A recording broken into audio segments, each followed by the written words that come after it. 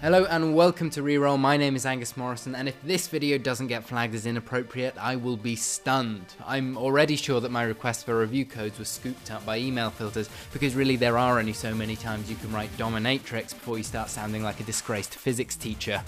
Saints Row 4 Enter the Dominatrix has been a long time coming. Originally announced as an expandalone for Saints Row the 3rd, it was later shelved and due to be merged with the base Saints Row 4 release before being postponed again and eventually released as a Saints Row 4 DLC on the 23rd of October 2013. A year and a half in development. And there's bugger all to show for it. Saints Row 4 succeeded through clever humour, puerile humour, absurd humour, and by letting you do things you wouldn't expect from a video game, like a challenge to ragdoll yourself across the city, or things you wouldn't expect in the same video game, like ragdolling yourself across the city before shooting pink cats through hoops using telekinesis. It was the obscene variety of activities on offer underpinned by a knowing script that made the game so endearing. Enter the Dominatrix is best described as lazy. It has but one joke, which it's seemingly very proud of, and like a toddler discovering humour for the first time, will trot it out at every opportunity to show you how funny it is. You see, rather than sit down and write a solid piece of original comedy, Volition noticed that self-deprecating jabs at the games industry got some laughs the first time and have basically said, fuck it, let's have some more of that. The story is presented as a mockumentary, with the Saints, all of whom are now mysteriously aware that Saints Row 4 was a video game, reminiscing about the time they fought the Dominatrix AI, which they also know was a video game. This sets the stage for fourth wall breaking so thorough that by the end of the 2-hour game, the fourth wall is rubble and the second and third walls are about to cave in. Script made no sense, like, at all. Saints Row 4 was way more elegant. Every mission is prefaced and punctuated by the cast ridiculing the staid mechanics of video game tradition. Go here, collect this, fight 12 of these, before letting you get on with going here, collecting those and fighting 12 of them.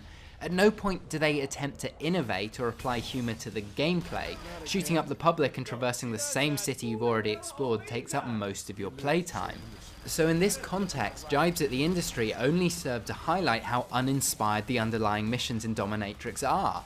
In the original, these digs were followed by a colourful riposte which saw you romp through a 2D brawler or an unexpected text adventure.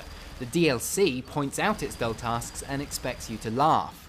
The moment that did make me chuckle was the only one to recapture the in-game mayhem of Saints Row 4, racing gimps down a horse track to the straight-faced commentary of Professor Genki's underlings, not just hearing the absurd, but being a part of it.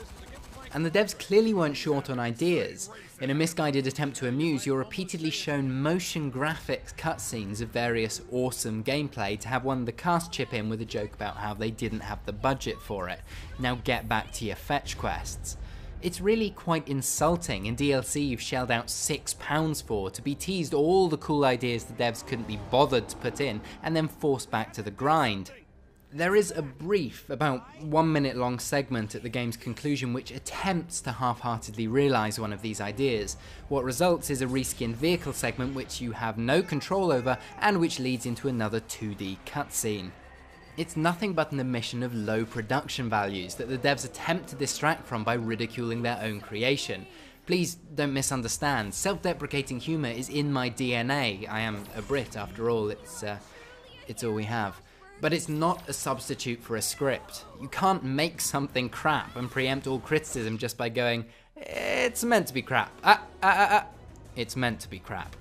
Yeah, it's a shame we didn't have the budget to get it into the game. And there are bugs.